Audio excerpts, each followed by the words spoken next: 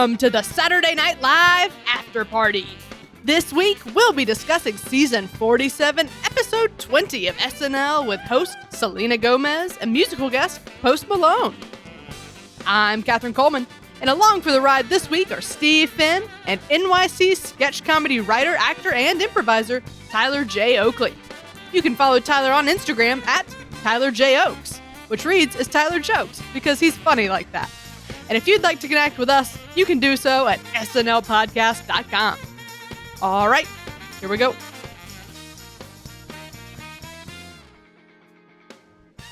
Hello there, everybody. It's good to be back. I'm really excited to break down this episode. For me, it was a little bit of a roller coaster, so I'm really excited to see what you guys thought. And as I say that, I'm realizing that I should introduce the guys that are here with me. So up first, you know him, you love him, Steve Finn. How you doing, Steve? Hello, Catherine. It's great to be here, as always. Really excited to get into it with you. Great to have you. And our guest this week joining us is Tyler Oakley. Hey, Tyler, how's it going? What's up, Catherine? How you doing? I'm doing good. Tyler here writes for the sketch team I direct over at the Laugh Index Theater, as well as the Boogie Manja team, Easy Tiger. He also writes and produces comedy shorts that you can watch on his YouTube channel, Tyler J. Oakley, not to be confused with the other Tyler Oakley. He's tremendously talented and hardworking. I love getting to collaborate with Tyler. But more important than any of your knowledge or skills or personality is your SNL cred. So, Tyler, can you talk to us for just a moment about how you got into SNL? What's your favorite era? What's your home as far as SNL goes? Well, first of all, thanks for complimenting me and then saying, but first we gotta test him. It puts it all on. You just really up the ante and then put it all on the line. I got into SNL circa 2015, the latter end of 2015. When it was the presidential primaries of the election. I don't need to remind anyone about. But what I noticed is like it seemed SNL was like calling the shots with the candidates. When they ripped Ben Carson a new asshole for having been or saying he was stabbed, like a week later he was out of the race. And like when Trump hosted around there, like didn't his campaign ratings shoot up right after that? I think so, yes. Yeah. I don't know if they were just good at like reflecting on what was happening and mirroring it, or if they were really calling the shots. But I was like, these guys really have some power, so I took to it then. And I know SNL and Fallon definitely had got some flack for making Trump more likable at the time. Yeah. And I love how they got all the flack after the fact. Like when it was happening, it was all cool. And then when he got elected, it was, now it's not funny. But yeah, I think I like that era because that's when I first got into it. I think my favorite cast is right when Melissa Villaseñor came in as the new member. Yeah, I think that was really, that's when I started with it. That's when I took to it. So I think that's always going to be my go-to era. Well, lucky for you, a lot of those people are still here. So most of them, in fact. Isn't the cast like the biggest it's ever been right now? It is. I think there's 21 of them, plus the Please Don't Destroy guys that appear, fairly regularly. So yeah. Great. Well, just that's getting bigger too. That's a solid era. I think that's I watched SNL off and on forever, but that was kind of a similar time for me where I was like, oh, this is I love this and I will watch it every week obsessively. So like before that point I was aware of it, I watched it, and since then I've gone back and really studied it. But that was definitely a special time because I think the events of the world just seemed so important and like they were just looming, and like the Kate McKinnon and Alec Baldwin thing was just really played up. Like it was a big pop culture thing. So it's a good time to get into it, I think. All right. Well, so we've established your cred. We've established that you know what you're talking about. You're a funny dude. Are we ready to talk about the episode we have in front of us? So ready. For the cold open, SNL takes a look at the Johnny Depp Amber Heard cuckoo trial. Steve, what'd you think of this? I enjoyed it for its highs and its lows, I guess. It wasn't the greatest thing I've ever seen, but for as little as they touched on the Depp Heard trial, I think it makes sense to kind of depict it in the courtroom. Um, I try not to look at it. It's one of those news stories where I'm like, this isn't really what I should be paying attention to. Like, there's real stuff going out there. But yeah, sometimes it's hard to avoid. A lot of people are talking about it, so SNL can't really avoid it either. I think the best part of this was Cecily. I think she was kind of the surrogate for everyone watching. She spoke uh, for everyone who's not really at stake here, because obviously a judge would not be so cavalier about it all, but that's how we feel watching this. We don't watch it because it's important. We don't watch it because we need to. We want to, and it's fun. And yeah, her attitude towards it all just speaks for all of us, I think. So that was the real brilliance. Other than that, it was yeah, there were more lows than highs, I would say. Like, everybody that was on the video was fun. Keenan, Ego, Chris, and Melissa were all great. I guess that's just like more of like the common man, showing all these people of working class, you know, observing this and giving their take on it. So it, yeah, there were laughs to be had, uh, but the highs were scarce, I would say. Yeah, that's all fair. Tyler, where'd you land on it? I kind of think Mooney's impression left a little. I couldn't help but think there were better Johnny Depp impressions lying around. But as we're talking about it, I think a really spot on Johnny Depp kind of would have distracted from where they were trying to focus, which was on the gardener and the housekeeper. When that whole shebang first went down, I saw some of the YouTube videos of Johnny being funny, but I didn't really pay too much attention otherwise. Because my thought was like, whatever narrative I take away from this is not going to be the actual narrative. This is a televised event, and it's being put together by lawyers and the companies and shit like that. So I was like, we're not really going to get a clear idea of what's going on. So to me, I didn't really see a point. And what I like that SNL did is they didn't take a side with the commentary. The commentary was kind of Cecily Strong's character saying, this is immature, this is for fun, and this is really not what a trial's supposed to be about. And I thought, I usually don't like poop-centric humor, ever. But that being said, I thought it was a smart choice to apoliticize it, take no sides between Depp and Heard by like making it a poop-centric sketch where it's gross and not necessarily funny, but entirely apolitical and juvenile, and didn't say anything controversial or really hard hitting. I think that was a smart choice. Yeah, I totally agree. I think that was the right angle to take it, because it allowed them.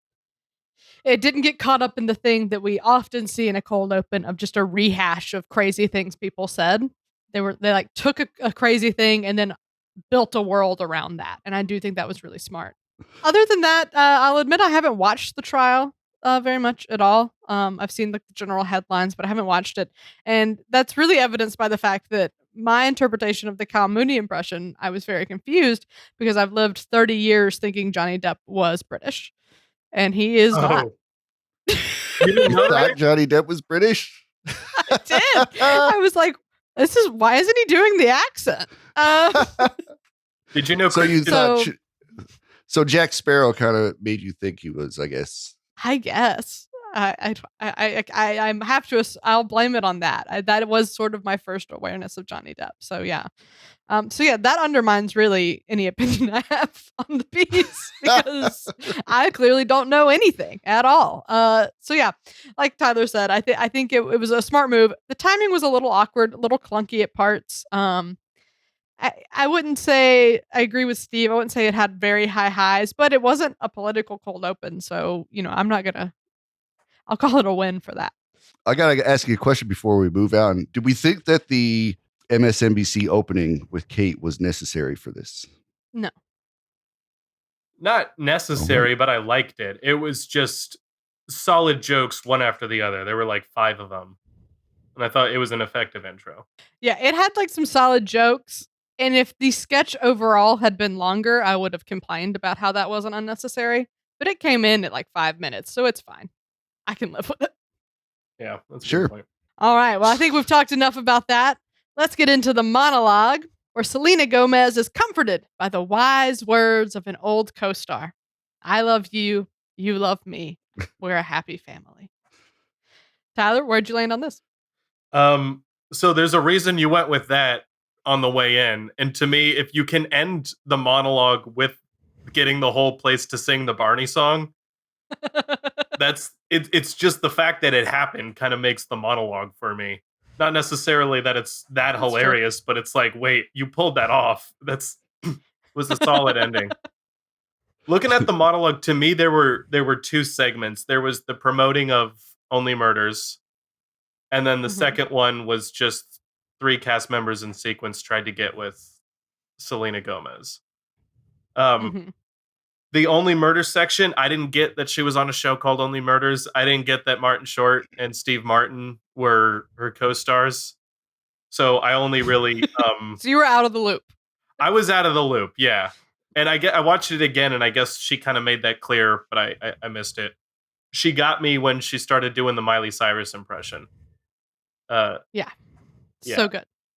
Miley's not only one of my favorite SNL hosts, but yeah, knowing those two have history and seeing her do the impression was rewarding. The second part, I'm single, and then they all jockey for her attention. It seemed kind of flat to me. To me, Punky Johnson was the punchline. That being said, she's a great punchline because she's super charismatic and just like warm, and she's got that big smile. So she's fun to see come in at the tertiary moment to honor the rule of threes. So it was pretty middle of the road, but when they came out or when they walked away with the Barney song, I was like, okay, you pushed it just above a solid 5 for me. Yeah, that's totally fair. I think this was decent. Like each section of it, I was fine with. I thought they had good moments in each one, but since it was just very clearly like different sections, it just felt a little unfocused, right? It felt a little all over the place. It didn't smooth together very well at all. And that wasn't really helped by the fact that Selena was obviously very, very, very nervous. Oh, really? And I don't think she. You did you not get that? No, that was not my takeaway. Oh, Steve, did you feel like she was nervous? Maybe a little bit. I mean, she does have that vocal fry all the time. I know, like that could be from a tightness of the chest, but I think she just talks like that. But yeah, maybe because not even just in this monologue, but throughout, like, right, she did feel like there was some kind of trappage of energy, and she wasn't quite willing to jump straight out of her skin with this. But yeah. I didn't find it maybe as distracting as you did, Catherine. Maybe nervous is the wrong word, but something felt off about her energy and her presence, and to me, it carried throughout the show. Of like, she seems a little stiff. She seems uncomfortable. Sort of not. I don't know, because I find, generally speaking, Selena Gomez to be like a charming, fun person.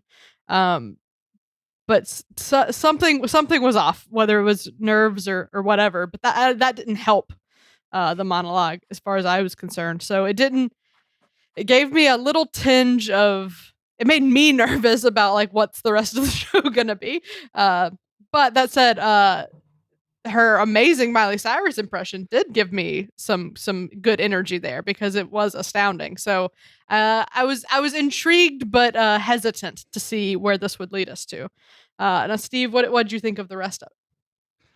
I think everything has been said. The ending of with the Barney song and just confirming that every audience member of age has that locked in their brain forever. That was a great way to end it. This was a pretty good monologue. It helped us to realize, Selena Gomez is not just this pop star. She's been around since she was a small child, uh, in the business, in the industry. So anybody who might not take her seriously as she should be, um, that that kind of sets the record straight, I think. So yeah, a good introduction to our host. It's the first time I've heard the assessment that being a cast member of Barney is what makes you a serious entertainer in this business. Like she did her time, guys. She's got her street cred.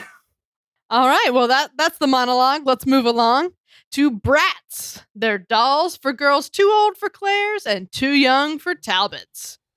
Steve, I guess first of all, are you familiar with Bratz dolls? Oh, I wish I wasn't. And I wish I Okay. wasn't for the reason that they didn't exist. But I guess we do live in a world where Bratz, against the will of every mother and father out there, is marketed to children far too young to be thinking about acting like this or having these kinds of values. Yeah, I really enjoyed this. Sarah Sherman is always great. And you got some really funny stuff here with just the obsession with her dad. And you know it, I've never watched Bratz, but I would imagine that they're so self-absorbed to just be wrapped up in whatever they want to talk about and just ignore the problems of the child completely. And against all the protests from Sarah's character, they just wanted to continue babbling on about themselves. It was a fun sketch, to just play with, makeup and costume and yeah, get into these very despicable characters. Cool. Fair enough. I like the idea here a lot. Because Bratz dolls definitely have a weird vibe. They and I thought Bowen, Selena, and 80 captured it really well. Because I mean, these dolls, their whole thing is that they're brats. They're bitchy. They're promiscuous. So I love that they're doing something with that because it definitely is a strange thing.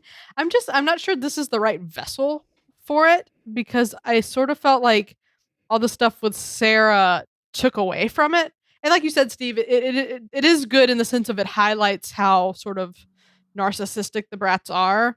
Um, but I sort of felt like because they kept going back to that, it just limited the things that the brats could do. I wouldn't have hated to see Bratz dolls just generally in the world. So I don't know. I wish they had a little bit more Bratz focus, a little bit more heightening. But it wasn't bad. I enjoyed it. They were clearly having fun with it, which always makes something more enjoyable. Yeah, it just wasn't quite as good as I thought it could be. Tyler, what'd you make of it? Well, I just think it really speaks to the originality of a sketch when you have Sarah Sherman as the normal one. You know, that's just like, okay, once she's the voice of reason, like you have a really out there concept. So I'll commend them for that. I'm not familiar with Bratz dolls, so I wasn't clear what they were spoofing. I was like, are they just spoofing bad examples for children? Are they spoofing all the worst people of Los Angeles? Um, but to me, what it kind of came down to was it was that update segment 80 Bryant and Bowen Yang do with the "You're out." What's that thing? The trendsetters. Yeah, it was pretty much that bit, but they just stuck Selena Gomez in the middle. Um, I can see where you'd get that from. Yeah, yeah, similar vibes. and structurally, it seemed to match the whole. What's the one Emma Stone always does, where the posters in Pete Davidson's room come to life, and she's just the annoying one? Yeah, I don't know structurally, what they technically call it, but yeah. yeah, it followed that same format. They just switched out the Emma Stone character for Bowen Yang, 80 Bryant's trendsetter character. Yeah, so maybe overall, maybe a little middle of the road on this one. Let's keep going. Old Enough, long term boyfriend edition, sends helpless men to do something much harder than adult Legos, an errand. Tyler, did you feel personally attacked by this? Yeah, only when they got to the shallots part, because I'm not entirely clear what shallots are.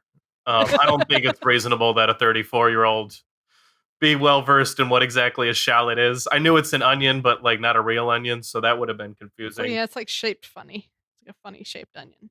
Yeah, I don't get why they're necessary. This was one of the highlight sketches for me. I've never seen the show that they're referring to, but I thought the mapping from that show over to the helpless boyfriend worked nicely. And I felt it's the kind of relationship nobody has to have exactly seen or been in to wrap their head around.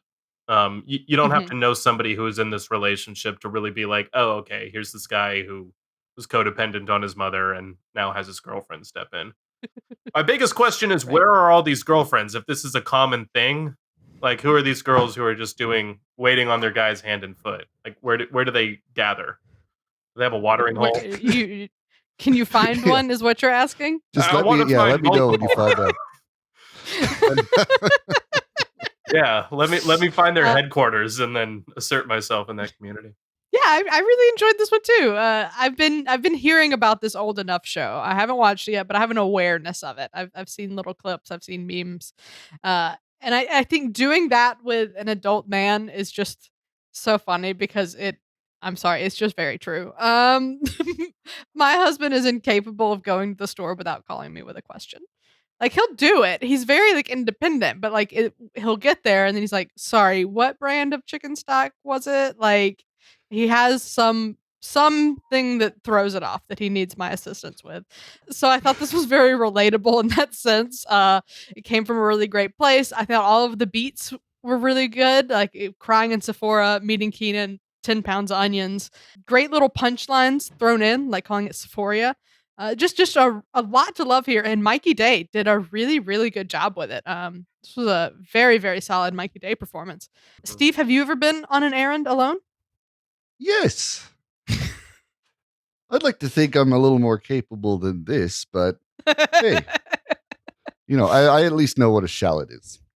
Okay. It's kind of like, a shriveled up red onion, basically. It's Yeah, a red onion meets a bulb of garlic, that sort is a of. very good description. Yeah, yeah. See, Mhm. so I'm single. uh, but yeah, it's between this and the boyfriend dog park sketch. There seems to be like a lot of conversations going on at SNL about boyfriends and where the line is drawn and their usefulness. So I don't know. I get it. Like I know that. Uh, I mean, it happens to everyone. Like being in a long term relationship and just losing that drive to go out and meet someone really does wonders to your cognition and and yeah, you just get comfortable. I've not seen this show either, but I hear it's very cute. Um, and it seems like they got the look of it down with the backpack and the flag and The flag yeah, is so like cute. yeah, the flag is great. But Mikey, like you said, is just the beauty of this because I think he latches on to enough like toddler like qualities while still having a uh an adult male uh vibe going through it. Mhm. But yeah, like he did really well with just the stress of it because even without the playing up the childishness of it, I think I can understand the stress of going into a makeup shop and trying to remember the exact wording of like one in a million products that are out there. But yeah, like just literally the tears like coming down his face was just a great little touch. Yeah. Yeah, all of this was pretty good. This is, I think, one of the higher points of the show. Yeah, I agree this is a high point, and something you said reminded me because, like, obviously, like, men aren't totally helpless. Obviously, there are a million things that I'm incapable of doing that Nathan has to help me with. But it is interesting because, like you said, this isn't the first time we've seen a sketch like this, and I think it is interesting and worth noting that as part of the influence of having more, female staff writers, female producers, etc. Because we have decades of my parents, for instance, I was just with them. They were watching Everybody Loves Raymond, and the whole thing of that show is that Deborah's awful.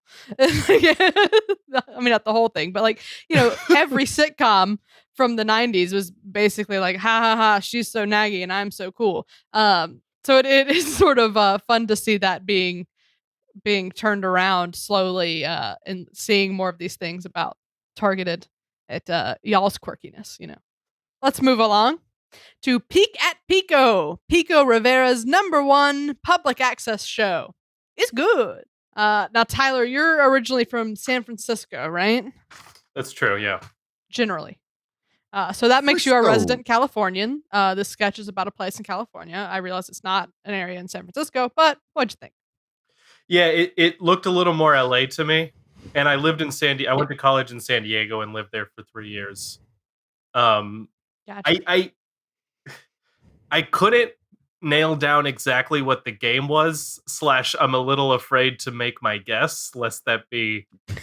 I was like, is the game that they're dumb? Because that seemed to be the joke in some places. Is the game that's sad?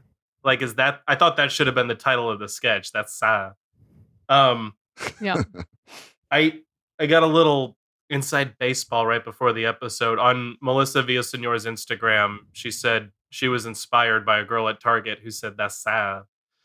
I saw that, yeah.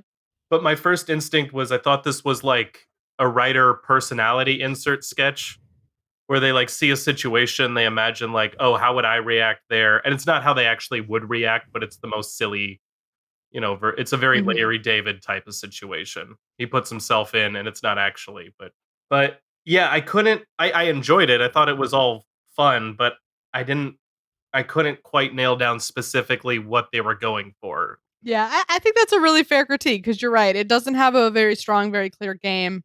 Because I think, I don't know, this sort of falls into a genre that SNL did a lot of in like the early 2000s with Maya Rudolph and Amy Poehler. But like the sweater weather thing, like those kind of talk shows, they would do a lot of them, sort of back then, and it was mainly just about making a character of the host. It wasn't very specific, but it was just sort of throwing things at that character and seeing what was funny about it. And this felt a lot like that. So it just wasn't a very gamey sketch. I will say I didn't love it the first time I watched it last night. When I rewatched it this morning, I was just sort of more along for the ride because I had figured out where Pico Rivera was. I had like let go of whatever my expectation had been, and I was just sort of rolling with it. And I was having more fun because it is, at the end of the day, it's just silly. It's just them doing a silly accent, or an accent done to an extreme that makes it silly, and repeating it a bunch until it is funny. So like by the time on my rewatch we got to Chris's rap and they like leaned out and gave those catchphrases like back to back, I was having a good time with it. But another thing I really like is that it is tailored for the host. This is something that Melissa could have had in her back pocket for a while, just waiting for like a good Latina host to come along and like pull this out and have a little pea in the pod to do it with. So yeah, it's not a high point for me, but I do see what's fun about it, and I appreciate that it is like a Selena Gomez sketch. Steve, where'd you land? I landed in light favor of it. There wasn't much to it. That's pretty much it. Like there's a character like quirk that they worked out and played it for laughs in different settings. And a lot of the comedy comes from taking these, people you might see in common everyday life, but they're a little too common and a little too everyday to be the hosts of shows. And it's funny because like when you want to go for relatable on the show, you can't just go for straight like someone off the street. But yeah, it seemed to be just like they were just out of their element and were doing a show the best they knew how to do without really kind of being in the business. And it seems like they were surrounded by people more professional and people that were more used to how like a television show worked. Like they had a reporter out there trying to give a story, and they just didn't seem to know how things worked. Yeah, I think it just the fact that they were Latino was more of a a flavor to add to that premise. So yeah, overall, maybe again a little bit middle of the road. It's there's something to enjoy here, but not high heights. All right, let's move along. This performance of The Storm Within has an all understudy cast, including the penis. Steve, what'd you think of this? It was interesting because I caught wind of uh, the incident that they were making fun of with Jesse Williams and Mm-hmm. him hanging dong and someone taking a picture, having it leaked, and now they're using infrared cameras to to survey the audience. Seems a little extreme, but I don't know. It seems like the premise that they went for was kind of disconnected from this inspiration in a way, because they basically just rehashed sketches that they've done before, where it's a bunch of amateur actors kind of like stumbling through a play and not doing well, and just coming up with creative ways of failing to deliver your lines properly. Uh, so yeah, I guess they just used this news story to bring it back as an excuse and kind of just shoehorn that in places. Yeah, I agree. It was a little clunky. It had some unnecessary bits to it. And at its core, it is something we've seen before. Although it's not something we've seen in a while, so I'm okay with it. Because it wasn't something, for instance, that we've seen this season, or even last. It did feel a little fresh in that sense, because I don't know. Once you watch enough sketch comedy, you've seen everything. So like I did once we were into the play, and became this sort of Abbott and Costello bit of with the lines, line whose line, we all that stuff. I was good to go along with it. I was happy to ride that with them and let it subvert what I thought they were gonna do next. I think, but yeah, it felt something was off about it. I don't think we needed Melissa and Mikey's roles. And while like Keenan's speech at the beginning was hilarious, and I like all that they were doing with the character. It maybe just could have gotten to the play faster. So yeah, just some stuff here that felt a little clunky and a little kind of messed with the pace of it. But that said, I enjoyed the ride, but it wasn't a home run by any means. Tyler, where'd you land on it? So I didn't get that there was a news story that it related to. So I was kind of at the same place with it. I was with Pico, where it was like we had one game was the penis thing, one game was a community theater on understudy night, one game was the Melissa Villaseñor Mikey Day couple, which I guess that relationship could be a nice voice to keep the ball bouncing in a sketch. I don't feel it really served that purpose. And I like the Abbott and Costello segment too, but I felt like to really do that style, it's got to be snappy. It's got to be quick. Yeah, that's true. There can't be a lot of like dead time in between. To me, the best part of this sketch only occurred to me the second time watching is Kenan Thompson. His character can be angry while he's smiling throughout the whole sketch, and it doesn't take away from the sketch at all. I don't know how he does it. If he had actually looked angry, it would have been just as good a sketch as him smiling. And it's like, that's to me what defines a captivating performer. Like he completely didn't represent the mindset of the character, and it was just as good a sketch anyway. That's a pro. Yeah, I'll watch Kenan do anything, honestly. As evidenced by the fact he's been on TV my whole life. So yeah, so another one that's ultimately landing kind of in the middle of the road. Things to laugh at, but not a great overall piece. So let's keep going. American Inventors tells the story of Dina Beans and how she inspired dozens of gag toys. Tyler, did you enjoy this one? I enjoyed it. Yeah. At the beginning, I was like, this is a long way to go for a fart joke. Where they had like, a person who inspired, And then as it kept going, I was like, oh, okay, so it's not just the fart joke we're doing. This is the person who inspired all the classic gag toys. Mm-hmm. Thought it was just a weird way to go about it, like have a person personify all these little joke shop toys. Um, a thought I had, I don't know if you ever do this when writing. Steve, do you write sketch comedy? No. I mean, I'm more of a. I mean, I have written them, but I'm more of an improv guy, and it's Okay. definitely been a while. Well, I would assume this happens more in improv, but sometimes, Catherine, I don't know if you do this, where you're like writing a sketch and you mean to take it one place and then you do, but you're at the bottom of like page 2 and you're like, okay, where do I go from here? And then the sketch becomes about something else.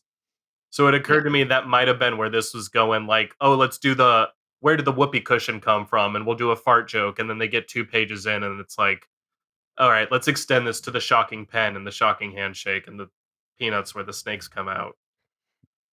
Yeah. And then once you've done that, it basically becomes a pacing issue of the first beat of the sketch was 2 pages. Yeah, yeah. And I looked at the thing and I was like, I think they were 90 seconds in by the time they got to the second beat, which actually isn't too bad.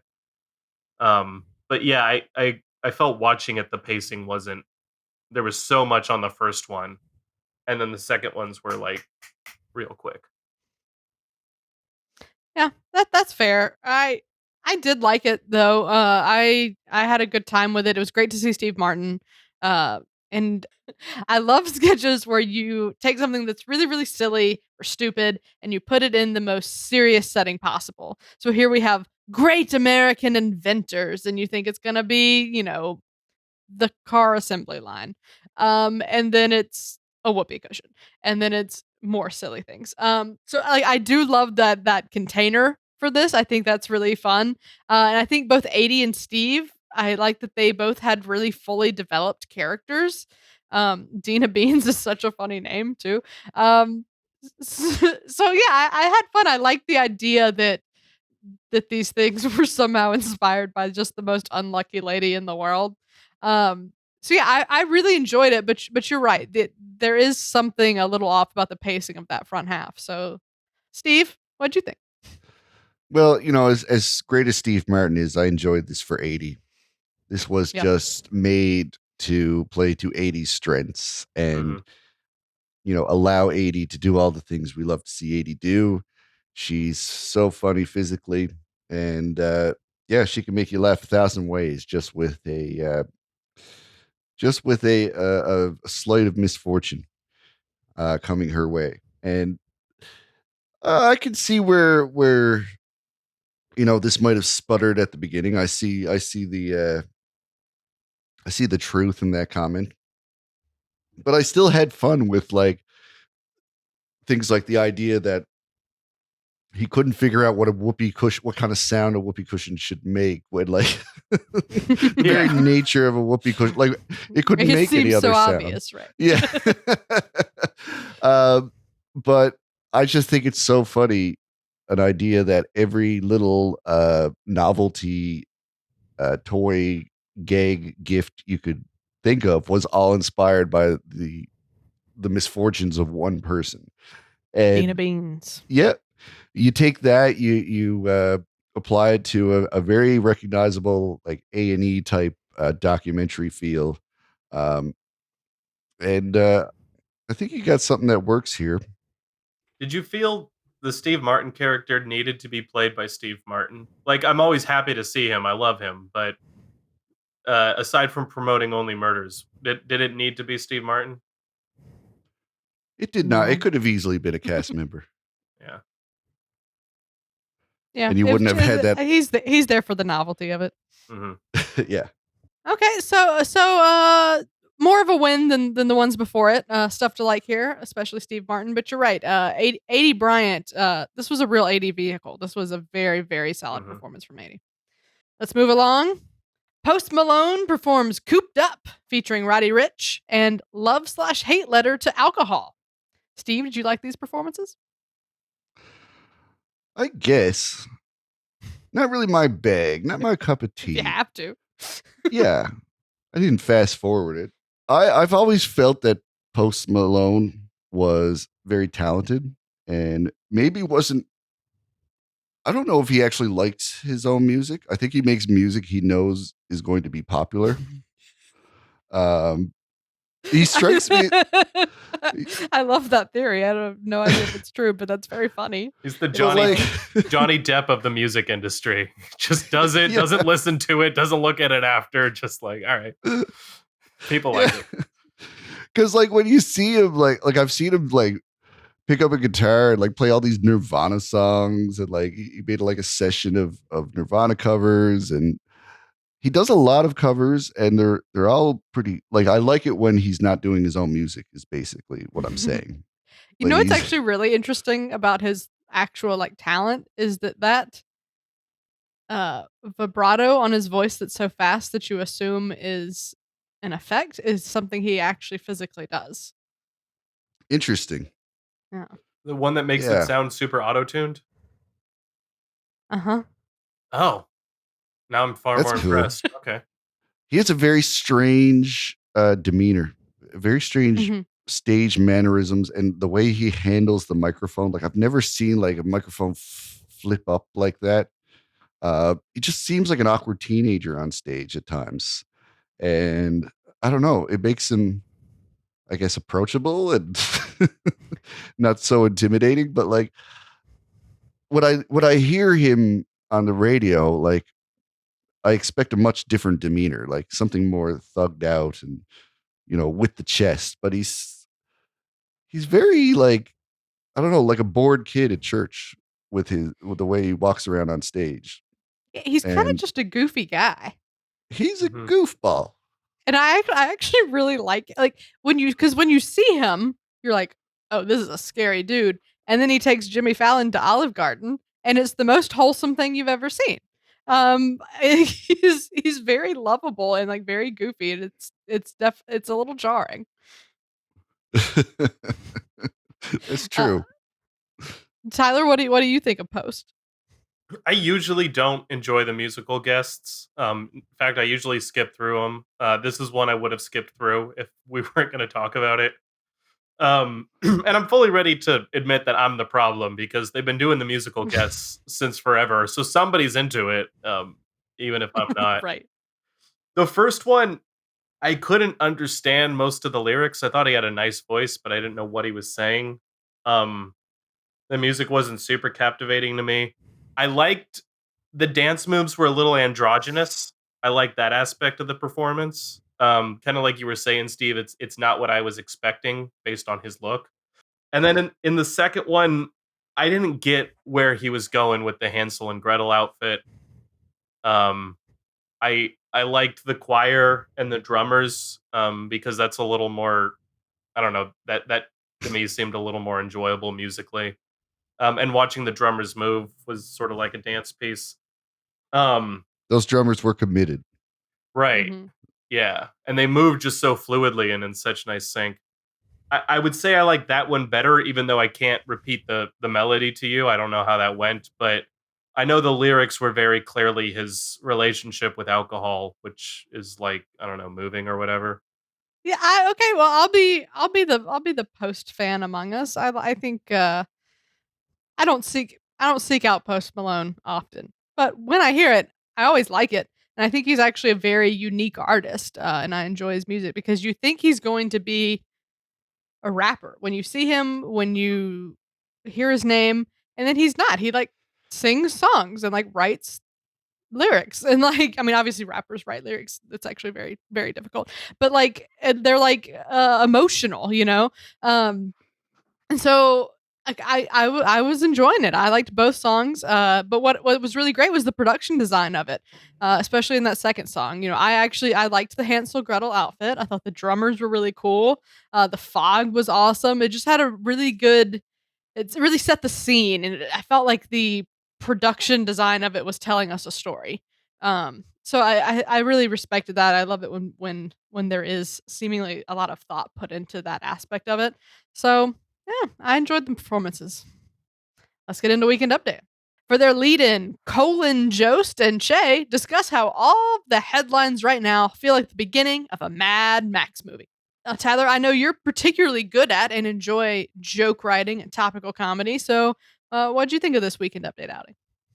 Um, I think Weekend Update is one of the most reliable highlight points of the show. Um, I This is almost so obvious it's dumb to say, but it's just wonderfully placed right in the middle to keep just it's almost like a palate cleanser, except it's the other thing. It's Mm-hmm. like a hype crew. It's a rally. Gets everyone from a lull back into to laughing. I was most surprised just by the amount of headlines they brought me that I did not know before. Um, I remember somebody was telling me this past Friday, "Oh, it's Friday the 13th, and then there's a full moon coming about." And as a joke, I said, "Oh, is Mercury in retrograde too?" And she said, "Yes," and I thought she was kidding, but then it showed up on Update. And I Is she thought, the most annoying person you know? no, in fact, I don't even know her name. It was just somebody I met at Woof. work. Um, but yeah, I thought that angle, the most annoying person you know, bringing up the retrograde thing, felt refreshing. I'll also say the McConnell scene here doing this setup never gets old for me. I don't know how old that thing is, but I've never tired of it. Steve, was it a high point for you? Yeah, they had me a grandson for sure. No, that's just one of many jokes that were making me laugh. I do got to say that Mad Max opening was a great set of news stories that they all twisted to be part of the Mad Max lore, which I just thought was amazing. You know, it Mm-hmm. all added up so well. And, to top it off with our president being named Joe, it just works so well. But yeah, other than that, I haven't much to say about it other than it was great. I mean, it was pretty much all said. Yeah, that's similar things I was gonna say. It was all really solid. I was actually laughing out loud a lot, having a good time with it. And like you said, particularly that first joke up top that linked all those jokes together, all those headlines together, was really really smart, and I think set the tone for them to have a really high energy, great update. So it was a win for me. Let's talk about our features. Baby Yoda is here, and he's feeling more mindful and spiritual, except for when it comes to Baby Groot. So, Tyler, on the podcast, there has been a lot of debate about whether Baby Yoda should live or die. I know that you're a big Star Wars fan, so I guess in general, how do you feel about this character and also this specific outing of it? I like Baby Yoda. I think he should stay. To me, every time he comes out, I know it's at least going to be a base hit. I don't think any Baby Yoda sketch has ever completely tanked. Um, what I think is the most brilliant part about Baby Yoda is that they get him out there and he never mentions Star Wars. It's the most Star Wars free bit that has the word Yoda in it, which is pretty much where the Star Wars connection ends, is the ears and the word Yoda. Um, and I love that they did that. They kept it completely Star Wars free. It's just like, what's he supposed to be, a washed up hip hop artist or a wannabe hip hop, like Kyle Mooney as Yoda, pretty much. Basically, yep. Yeah. I'm here for Baby Yoda sticking around as long as Mandalorian's on. All right. I'm somewhat indifferent to Baby Yoda in general. There's been outings that I really like, outings that I didn't like as much. But like you said, they've never not gotten never totally tanked for me. They've always gotten at least one laugh. But I do remember, I think the last time he appeared, I said like this should probably be the last, or they should have a very solid break in between because we've seen him a lot. But here we are, and this I believe this is the second time this season, and so maybe they are overusing him a little bit. But this at the same time, this was a really good outing of Baby Yoda. I thought this was actually one of the better ones. All of the writing was really punchy. They had some really good jokes in there. I thought the spiritual side of Baby Yoda allowed Kyle to play it down just a little bit. Obviously, he's still pretty animated, but he was a little bit more chill, which I found enjoyable. So this isn't bad, but I wouldn't be upset if this was Baby Yoda's send off. So yeah, Steve, I actually don't remember where you fall on the Baby Yoda spectrum. I enjoy Baby Yoda. I know it's cool to hate on Kyle's Baby Yoda character. It seems to be vastly hated, but It seems to be like very polarizing. it's very polarizing. Yes, but I enjoy it. This one was probably one of the weaker ones. It seemed like it was cut down a bit. It seemed really short, and yeah, I mean they do a thing where they keep elevating Baby Yoda into new kind of weird celebrity things. All the things that celebrities do. Now he's in a cult with Santana featuring Rob Thomas, Bob the Builder, et cetera, et cetera. Yeah. I mean, it had all of the elements of a Baby Yoda sketch, but it just feels like they were going through the motions a little bit with this. Like Kyle is still playing it very well, but I just feel like they're not finding anything new with it at this point. But hey, like at least that Baby Groot bit was really great. Like it seems like he's learned to just use language instead of actually like doing anything, showing any meaningful action of having love for his fellow man. It's just like, I've been taught to say this now. I still don't like you, Baby Groot. I'm still going to He really had disrespect me you for at a every second, though. opportunity. I actually thought he was going to apologize. Like they Yes. milked it just the right amount. And that was probably the most beautiful moment of all, is that like you actually thought he was going to make amends with Baby Groot. So yeah, we're a little differing opinions. Not on Baby Yoda. I think we're all somewhat on board with him because John's not here, who absolutely hates him. But whereas I thought this was one of the better ones, Steve thought this was by far the weakest one. So mixed reviews. Let's move along to Weekend Update. Field correspondent Sarah Sherman takes us on a tour of Colin's dressing room. And this was amazing. I just said that Baby Yoda was maybe appearing too much, but we've seen this 3 times this season where Sarah Sherman comes to roast Colin, but the difference is they have revamped it completely. Like this is a totally new take on it, right? Like they really changed it up. It's brand new, it's different, it's unique. Like I don't remember a time when Weekend Update has left the desk. So this was incredible. Really, really well done. I thought every detail of that dressing room was to die for because I could pause and zoom in for days and keep finding funny little things in that room. It just such great stuff. Her energy is just so contagious, and she was having so much fun. And then she gets to the part where she drops the photo and handles it like a pro. And that is the magic of SNL and live TV because that is exhilarating. That's like, oh my God, I'm like, this is in the moment, this is happening.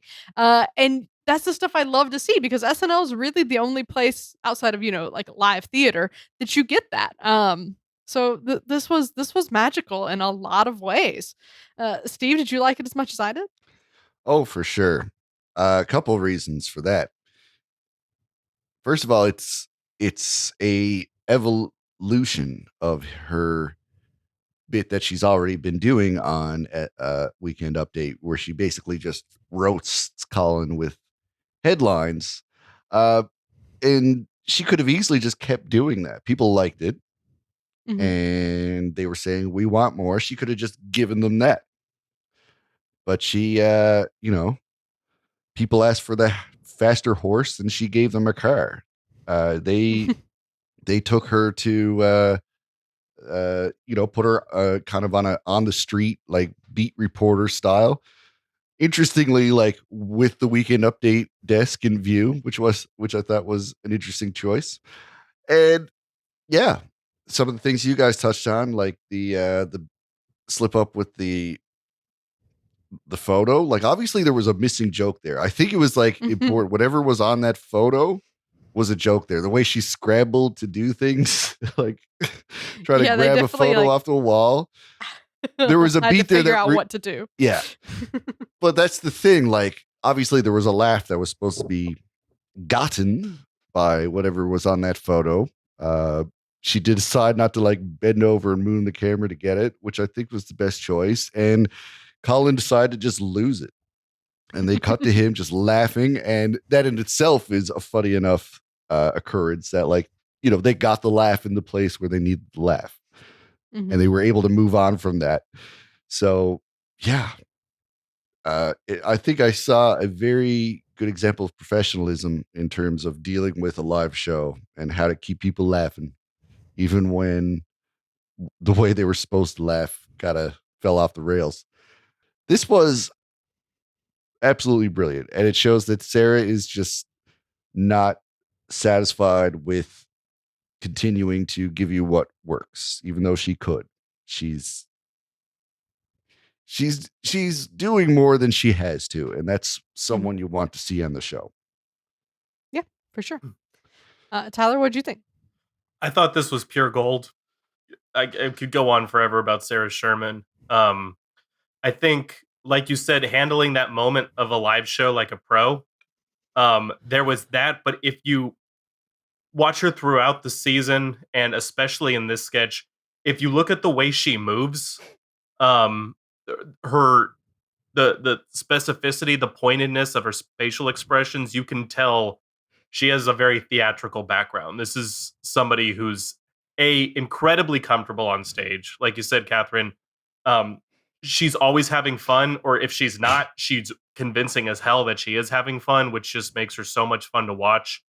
When she pulled the blanket off the cage, she hits this body shape that is very deliberate. It works so perfectly. When she said "Love you, Colin," the eyes up, the timing of all her movements and facial expressions. She's such a theatrically, um, just a theatrical character, and it works. I can't think of a format besides SNL she'd be so perfect for. Mm-hmm. I think another thing about this that really stood out is when we think of her originality, we go to sort of the Meatballs type stuff that earned her the name Sarah Squirm in Chicago. Um, Mm-hmm. but when she goes totally original, it's not just the squirm stuff. This was like such a level of originality that fit within the context of the show.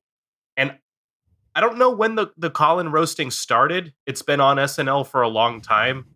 I don't know when I noticed it. It just sort of felt like it was there. Um, but she is absolutely perfected it. Mm-hmm. She's in her first season still, right? This is her first? Yeah. Yeah. She comes in on the first season and she does the jost roasting better than anyone, including Che, with the exception of the joke swap bit. I think that one's still a crowning achievement. But yeah, she really showed herself off here. And like you said, Steve, she came in swinging for her first season. Yeah. She's so unique, and she's bringing such fresh ideas to the show, and not afraid to change things up. She's not afraid to walk in and pitch, what if I do an update feature that doesn't happen at the update desk? And they like let her do it. And that's just great. I'm happy to see that the show is still willing to evolve and stay on its toes, So I've become a Sarah Sherman fan. I remember I was hesitant at first because like, this is a weird kid, Mm. but then she totally won me over because everything she's done has been home runs. So high marks for Sarah Sherman in general and Sarah Sherman on Update. Let's get into the back half of the show. The prince gets to pick his bride, but which one is weird? Tyler, was this a win? What I like best about this one, it was a sketch about a sketch. I like a trope, because I thought this was going to be one of those. What's the one where Scarlett Johansson and McKinnon come up as mermaids and they're the ugly mermaids? Uh-huh. I was like, okay, they're doing this again, and McKinnon's on the far right, so yeah, she's going to be the weird one. But then they called out that exact trope, so I thought the ingenuity of that is what made the sketch. The punchlines, I would give a solid 6 to 7 to each one. But just taking that approach to the sketch, I thought was ballsy and effective. Yeah. I love that this sketch is basically for us. Yeah. Because people like us who watch it and we're like, all right, what's the game? What's the funny thing? All right, what is it? What is it? Because I'm going to review this.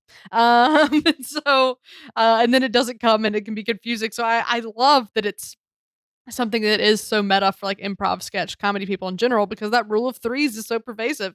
And God knows we've seen a million sketches where Kate McKinnon is the third one and she's the weird one. So yeah, I think this is a really fun idea here to get a little meta with it and do that. And I like that it works outside of that too. Like I can see this being funny to someone who is a more casual viewer and like still sort of getting that joke, you know? Right. Um, so yeah, like you said, Tyler, I wouldn't say like any of the punchlines or any of the beats were crazy and like I was just rolling around laughing, but I was more like, oh, this is funny. That's a cool idea, you know. So marginal win, but I definitely appreciated the premise of it. Steve, where'd you land? I thought it was very inside baseball. Hmm. I think when you get what is going on here depends on how hardcore of a fan you are and how into comedy writing you are. Because yeah, the rule of threes is just set up very plainly to the point where you're just like, okay, what's this third one going to be? What's the quirk? What's the weirdness? And clearly, like, you know, we have an audience full of people who've watched enough sketch comedy to literally laugh at really nothing funny when Kate delivers her first line as the third and there's nothing. Right. and that subverts expectations enough to get a laugh. So yeah, they had a good audience to do this with. I could see this kind of falling flat if I don't know if you did this in a high school talent show or something. So yeah, it was quite creative to go for this, and uh, I think Mikey's stress of it all was a great way to just give it legs.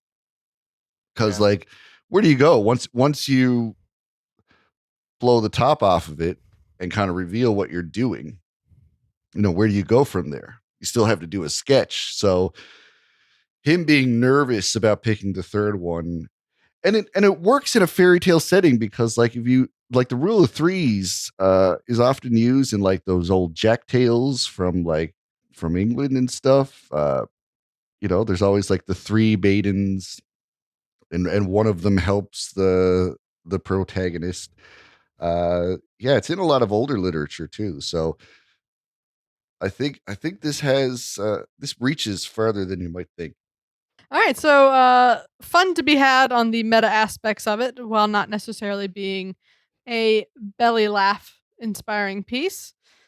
Let's keep going. Your boyfriend leaves, and we all know he buy that bitch house. Tyler, what'd you think of this one? This one's fun. Punky Johnson's another one who, when she is on screen, like I know it's going to be fun. I will say I'm a little biased because every time I hear her name dropped, it's followed by how funny she is and how kind and loving and genuine of a person she is. So I really want her to do well. Um, Mm-hmm. but she's got so much charisma. I think she's got like Keenan Thompson level charisma. Um, and I wasn't really sure. I was like, does this need to be a song? I think each song was only one verse, and I think they only had like two sets of rhymes per verse. Um, but yeah, sometimes I think that's a direction sketches go is where it's like, okay, I have an idea, but I don't know how to drive it home. Let's make it a song. And it works every time, and I think it certainly worked this time. I think I Interesting. wrote it. I thought it worked. I thought it just was inherently a song. I mean, obviously there's a version of the sketch that's not a song, but like I didn't feel like it was forcing itself to be a song or anything, you know? Um, so yeah, I really, really loved it. I thought it was really catchy. I thought Punky had amazing flow. Like the rhymes were pretty layered. They were really smooth. They still had punchlines, and none of that's easy to do.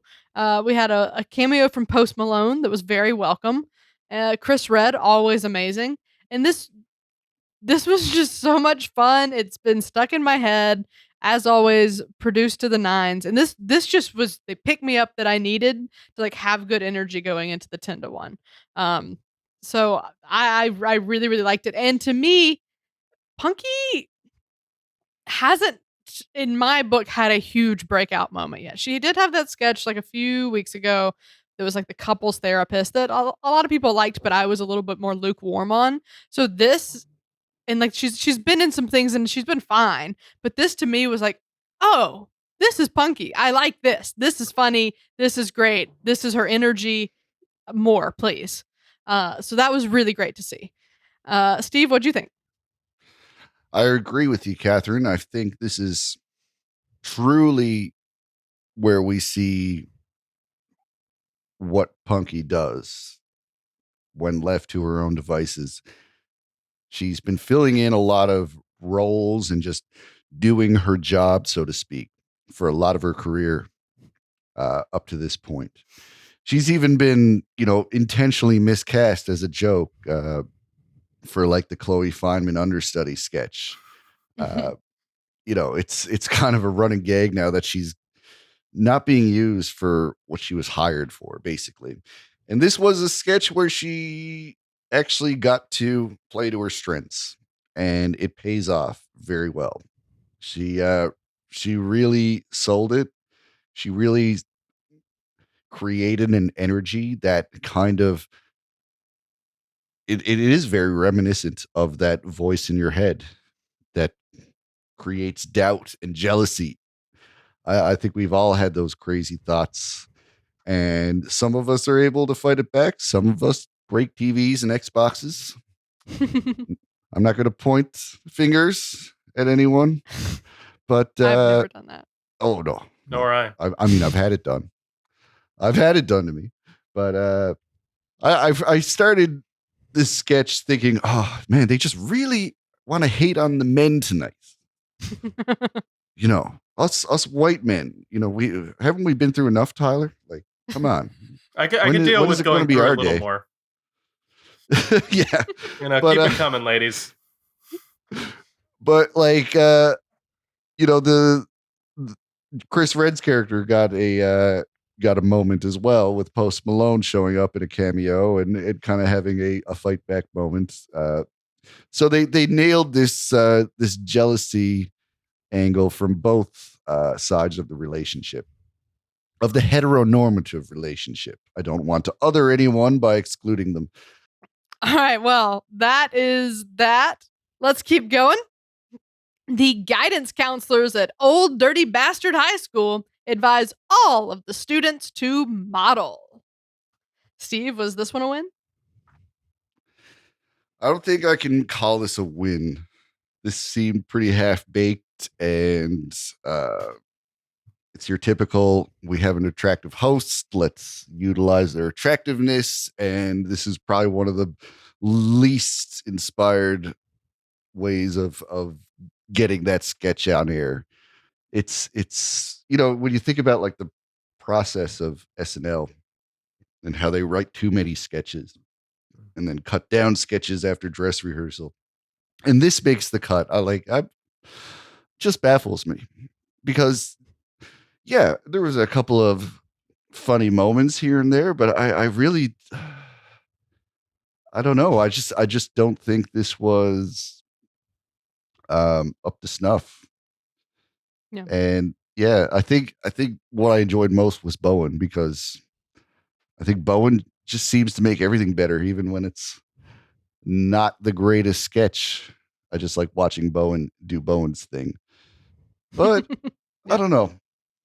I think Selena had a moment here when she did all the little face poses. Like, I think she did well with that gag. Like, she actually had a performance moment that was, yeah. For as much as I'm dumping on this sketch right now, that's probably her best comedy moment in terms of performance.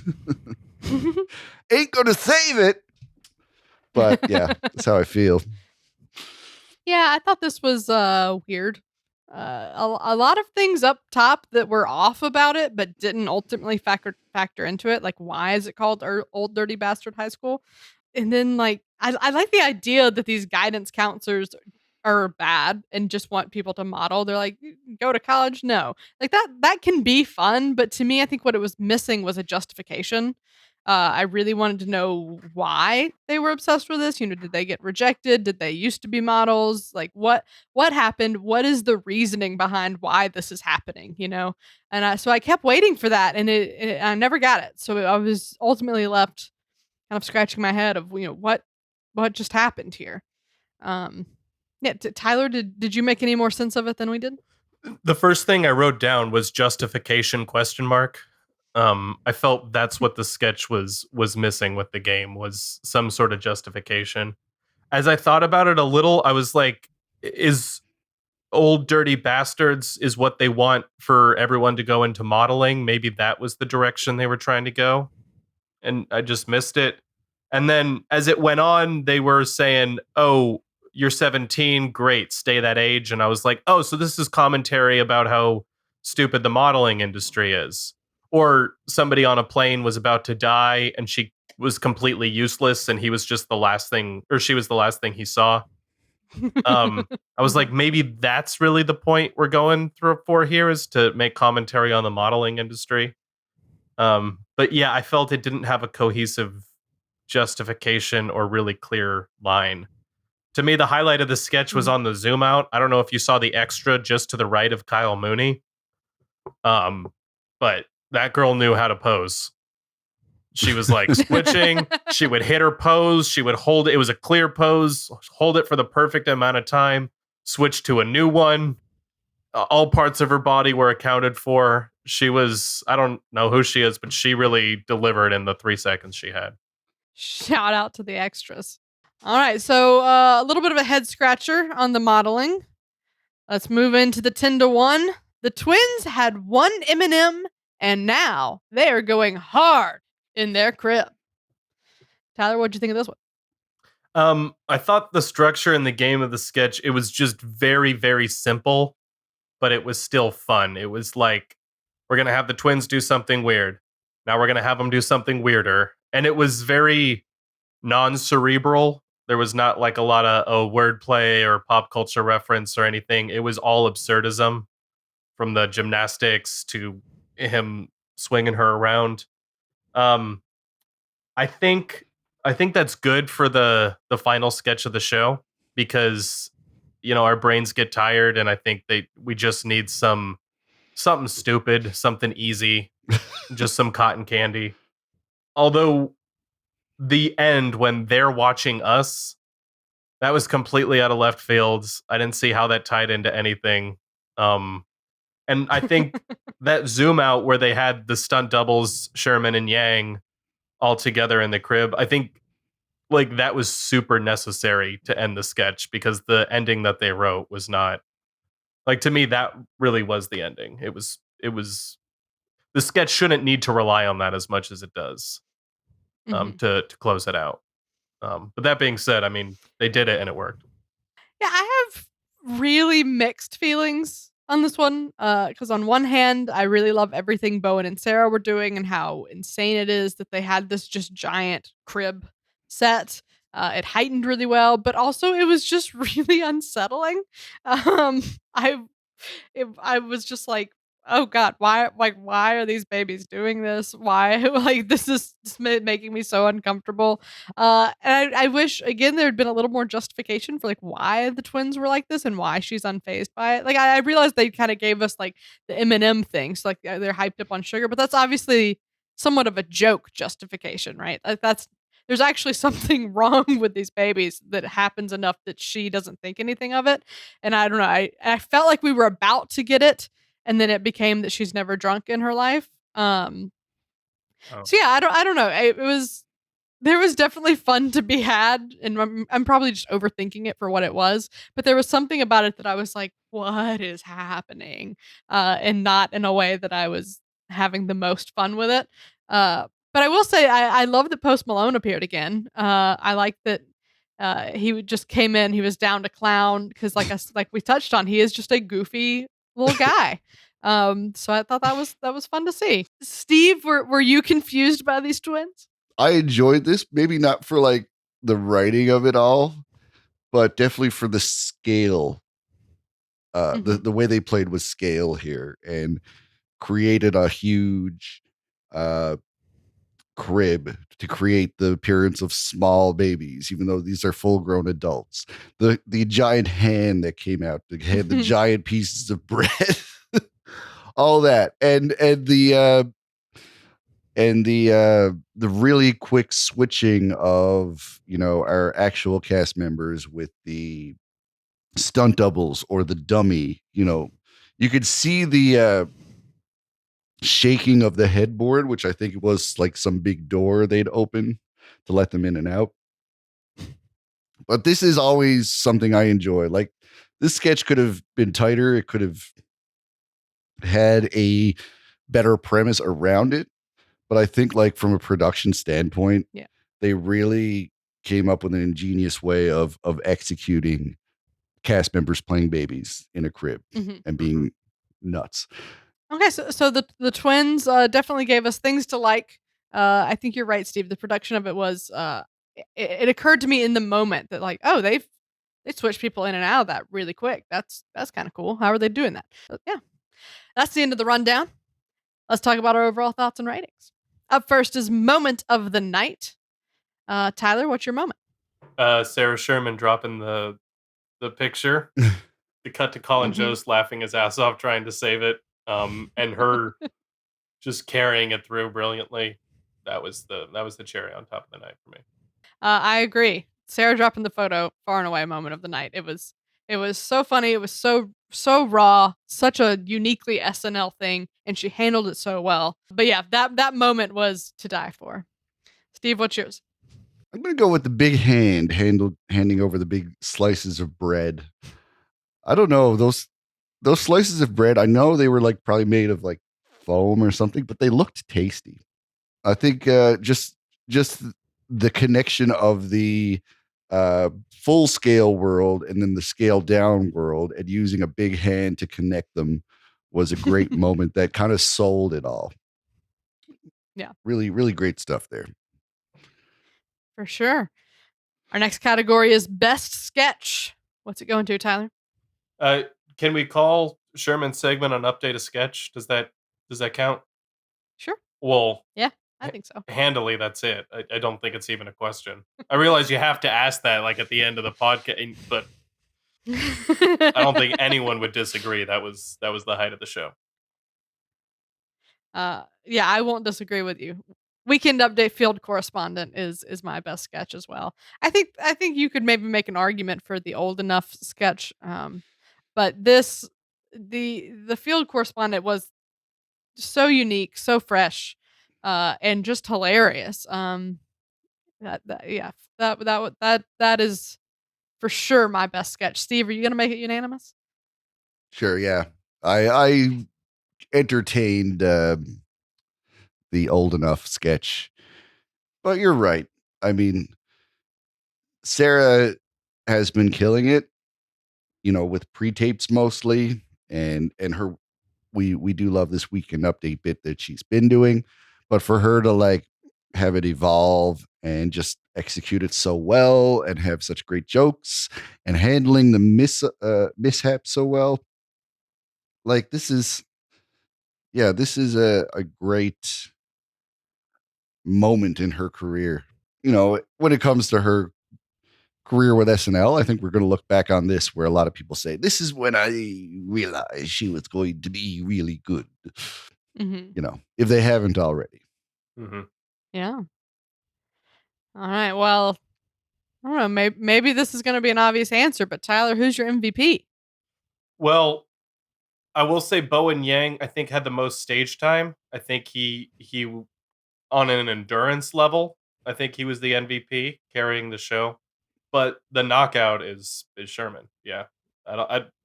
Sorry to make her sweep all the categories for me, but she duly earned it, Yeah, I think Sarah is definitely Definitely worthy of MVP, but just for the sake of, I gave her two things. I would like to give my MVP as a recognition to Punky Johnson, of having that breakout moment that I've been waiting for, to just really see what is her thing. What is she bringing to the show? What happens when we let Punky lead? Um, and it's seeing it soar. So I thought the cheating song was really good. It was a great showcase for Punky. So I'd like to give mine to Punky Johnson. Steve, who's your MVP? Yeah, I'm going to go with what I've been thinking about. I almost switched because Tyler gave a good argument for Sarah Sherman, but I think I'll give it to Mikey Day because Mikey Day did some really great work here. I really loved his live-in boyfriend, obviously, but I also, you know, appreciated his reporter character in the Pico sketch, whatever that was called. I think he did really well getting pulled over the coals as the prince who killed the dragon. That was some really great comedic frustration there. I've always felt he was an underrated. Always felt he is an underrated cast member. I think he brings a lot to the show without being one of the big stars. Yeah, Yeah. Yeah, he for does a sure. lot of utility roles that are easy to fade into the background, but he does them all really well. Yeah. When And they- on top of that, there's a lot of work under the hood that he does. Mhm. That should get props from time to time. Okay, well, let's talk about the big one. On a scale of classic, great, decent, weak, or train wreck, Tyler, how would you rate this episode? Decent. I forget what I applied this metaphor earlier, but base hit, just solid. Mhm. Got on first base, got the job done. Was not out of the park or even a triple. Fair enough.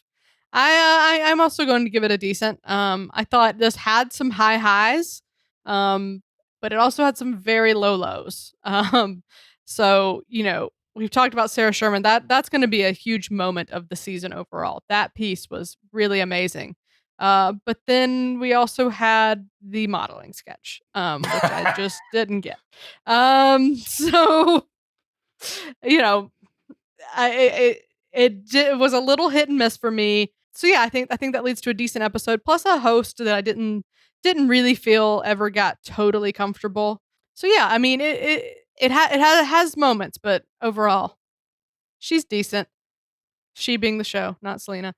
Steve, what'd you rate it? She is decent. And I came in this thinking I'd give it a week because like my mind kept dwelling on, the model sketch and the Baby Yoda sketch that I didn't think was very good in terms of Baby Yoda sketches. Um, Mhm. but I guess that's a mood thing because like I've been talking about it and like I generally enjoyed most sketches. Like I don't want to say they were amazing, but there's a I Mhm. kind of liked it attitude from me on most of these. So yeah, it's a decent, and I guess just talking about it with y'all made me reconsider the week and go one up. So It yeah, was thanks it for was really interesting because I went to bed last night thinking that wasn't good. Mhm. And then when I rewatched it, I was a lot warmer on a lot of things, and I found something to like about a lot more things. So yeah, I think there's a lot that goes into your like first impression of the show, that can ultimately be swayed or changed. Something that occurred because you said Gomez wasn't like entirely a standout, and it occurred to me she was supporting in every sketch. There was no sketch where she had to carry. Hmm. She was sort of stuck in the middle between powerhouses. Do you think she didn't stand out because of that, or do you think that was a choice they made because she wasn't a Miley Cyrus? She wasn't a Emma Stone type of host. It's hard to tell. I mean, I said up top that I thought she seemed really nervous. You guys thought it maybe was something else, so it's really hard to say. I will note though that on Reddit, someone said that she actually originally was in the cold open playing '80s role, like at the dress rehearsal was playing '80s role, and then got switched out. So I don't know if something went down, something happened, that really shifted her energy. But that is interesting. Of like why that is. To me, I think it is more that I just don't think she ever got comfortable. Steve, did you think it was more of the role she was given issue or her performance issue? Ah, I don't know. I feel like, she showed a lot of times that she's not really doing the thing she's the greatest at by hosting the show. I mean, they're pretty good at catering to any host of any talent level. Uh, I would say I'm pretty disappointed for someone who's supposed to be a performer and someone who's, been acting since Barney at age 7. I expected more out of her. And, like I remember seeing her in the Bratz sketch, kind of giving it a really low energy kind of performance and thinking, I hope we're not in trouble here. I'll say because like I said, I generally like Selena Gomez. I think she is a decent actress. I think she's charismatic. When I was younger, I liked her on the Disney Channel. Like she's funny. But so yeah, something felt off. So I was a little disappointed. Okay, so a night with a little bit of a question mark on the host, some good material, some bad material. But that's the end of our thoughts on it. Tyler, thank you so much for being here. This was really fun. Thanks for having me. Yeah, this was super cool. I'm glad there are other people in the world who spend as long thinking about sketch comedy as I do, in a very unhealthy way. Glad to not be alone. For sure. And where can people find you? What are you up to? Oh, you can find me, as you said earlier, on Instagram at Tyler Jokes, because Catherine caught that. That's another great compliment when she has to explain the thing to the viewers. Tyler J. Oakley on YouTube. My humor truly stands for itself. Yeah. I'm gonna I have a show through the Laugh Index Theater with Catherine on the 25th of May. I have another show with Easy Tiger. When's that coming out? You said, Kat? It's a week after your show with Boogie Manja, June 8th. June 8th. And a sketch I wrote for Laugh Index Theater just hit YouTube. It's called Pitch Meeting. It's one of my personal favorites, a recurring thing I do. So if you go to Laugh Index Theater Instagram or their YouTube page, anyway, you can access it through YouTube to watch the whole sketch. So give that a watch. I'm very happy with how it turned out. Yeah, Tyler's pitch meeting sketches have been a highlight of the season over at the Laugh Index Theater. They're this great. It's like a TMZ-esque. All right, what are the topical things? And everyone sort of pitches a headline, and then a few people tell jokes on that headline. It's really fun to do, and they've all turned out really great. There were 2 of them. Both of them turned out really good. So yeah, that next show, like you said, Wednesday, 8 p.m. on YouTube, and then your Easy Tiger show will be 9 p.m. on twitch.tv/boogiemanja. So check that out. Tyler's very talented, both writing and performing. He never misses. So definitely follow him, look at his stuff. And speaking of his stuff, he was nice enough to be the voiceover in my most recent sketch on my YouTube channel. You can find it anywhere you can follow me online, but also at catherineisfunny.com. That one's called Duolingo Danger Mode. Tyler has a great smooth voiceover voice, as you've been enjoying listening to for the last hour and a half ish. And hire me. This sketch of mine. This sketch of mine is about Duolingo teaching you everything your mom thinks you need to know to travel, because we all know moms assume the worst will happen. And so yeah, that's what I have going on. If I could add, this is true. I promoted that on Instagram. A higher than average number of people watched the sketch and then DM'd me to say how much they liked the sketch, including my mother, who does not do that on every sketch I post. But she really enjoyed that one.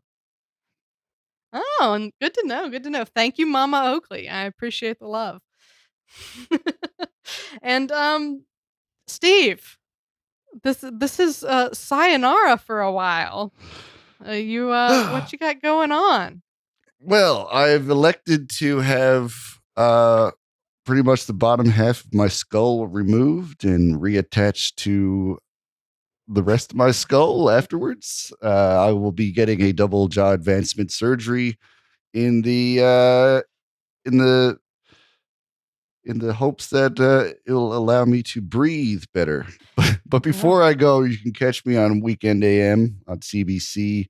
Next weekend, I'll be interviewing Timogen Tan, a survival doctor who is a contestant on the latest season of Alone from the History Channel. Ooh, I love that show. Yes, so you can check that out next weekend. But this will be my last appearance on the after party until I guess my jaw doesn't have to be wired shut anymore. I'm scared to death. I'm nervous as hell, but it's all about the long game, right? Right. Well, I am certainly sad not to have you for the finale next week, not to have you for our postseason extravaganza. I don't know how to do it without you, but I do hope to see you on the virtual golf course this summer. Hopefully you can still do that Absolutely. with your jaw wired shut. Yeah, I don't know if I'll be on mic too much, but I think I can still swing a golf club for sure, we go. especially a virtual one. I'll work on my Steve impression so that I can speak for you. Sure. Get Chloe Feynman to step in for him for the next episode. Yeah. That'd be great. That ass. All right. Well, that is a wrap. Thanks to Tyler J. Oakley and Steve Finn. And thanks as well to our most generous patrons, Neil Weinstein, Justin Gardner, Grace Kogan, and Brian Clark. If you're enjoying our show, please subscribe on YouTube or wherever better podcasts can be found. Your subscription helps us grow, and your support is greatly appreciated. We'll be back in 1 week for SNL's season finale with host Natasha Lyonne and musical guest Japanese Breakfast. But until then, this has been episode number 161 of the Saturday Night Live Afterparty podcast. I'm Catherine Coleman. That's my story, and I'm sticking to it.